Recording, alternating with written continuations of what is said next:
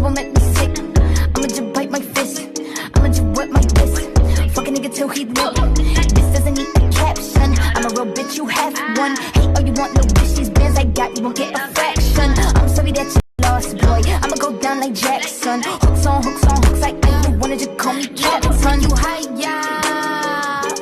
Then you feeling low, low. That you gon' go up and down. Hey girl, welcome back to my channel. This is the Vanity Room Beauty Report, and today we are talking about becoming an esthetician. I know it's been a while. It's been a lot going on. I said that I was going to come back once I got the Vanity Room off the ground, and here we are. Girl. If you've been here from day one, then you know we have came a long way. We've officially made 1,000 followers on Instagram, over 1,000. We've had 157 clients this year. So far, round of applause. We moving. We are moving. Are you on the train? Are you in the committee? Have you joined the PKC? See, you don't have to be here to be a part of the PKC. You can be wherever you are and be a part of my tribe, because that's what we are. We are the Pretty Kitty Committee. Now, let's get into it. Today, we're going to discuss becoming an esthetician. What I did, how I did it, what I went about. That's what we're going to get into today. So, long story short, I had given the post office about 6 years of my life. I hated it, okay? Every day I would come home like, husband, I want to quit this job. And every day he would be like, honey, quit the job. But it wasn't until 2019 where I was like, you know what, I'm fed up. I had an awful supervisor. I swear that lady, girl, you won't get no shot on this page. But anyway, she motivated me. So thank you. Thank you. Everybody knows who you are. So anyway, yeah, so I went to school. First things first, I went to a lash class.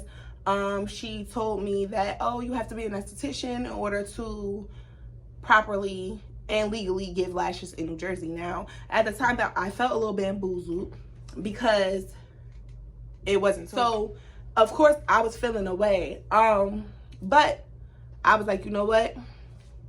Sign. The second class I went to was the microblading class. And there she also said, oh, in order to do this legally, you have to be a licensed esthetician. So I took that as, this is my sign to go and do what I have to do. Okay, boom. Fast forward, I start school, graduate 6 months, study for my license, pass, and voila, here I am. So to search for school, I always get asked, Rika, what school did you go to?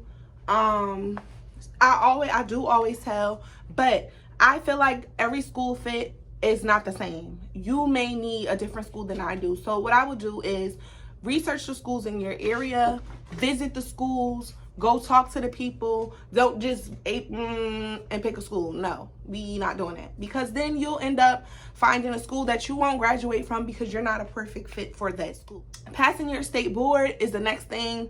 Study, study, study. Study, study, study. Study. I'm gonna make a video later on about study guides and things like that I use to pass my state board. You take 2 tests. You take a written and a practical test. The written test is basically the things that you learn in class. The practical test is the hands-on part of things you learn in class. Yes, you do a facial. Yes, you do makeup. I'll do another video later on about what's on the state board for New Jersey. I don't know if they're all the same, even though I'm in North Carolina now. I don't know if they're all the same, but I know what's on a state board in New Jersey and what they require. So I will do a video on that for my New Jersey girl. The next points I have is finding your niche. Girl, let me tell you something. Being an esthetician is such a huge umbrella.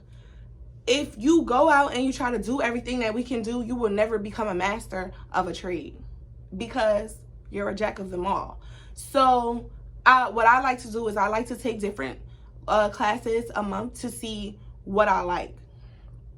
So right now I'm on waxing and henna brows. That's my thing right now.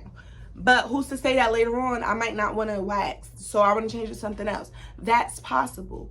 But I find it more easier to stick to 1 or 2 things and master those and run your business that way.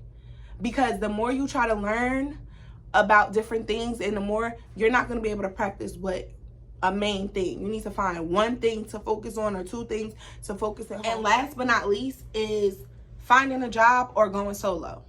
That is completely up to you. I actually had the experience of doing both. I graduated from esthetician school and opened up a salon.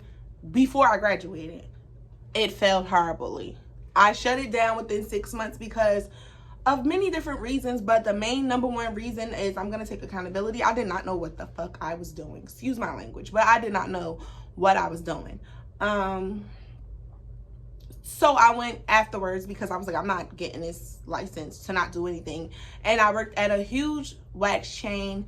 I didn't really like the way I was being treated there. I didn't really like the pay there or anything like that. So after a while, with the move to North Carolina, I was like, I won't be working for anybody. And I just been focused on my business. I went through and actually started really putting forth the effort and getting clients in here in October. It's now July and I have 155 clients. I want to thank y'all for coming to the Vanity Room Beauty Report today. I have so much in store. Don't forget, it will be YouTube Fridays. So every Friday I will be uploading a new video with some information for you guys as estheticians, for you guys as clients. And like I said, you got this. If you really feel like this is something that you want to do, this is your sign to go for it. Have a wonderful day, Pretty Kitty Committee, and I will be talking to y'all soon. I'm amazing. Ain't no shame in it, I'ma say it. Got no hate with it, never jaded. It's amazing to feel amazing, oh yeah. Hey, it's amazing.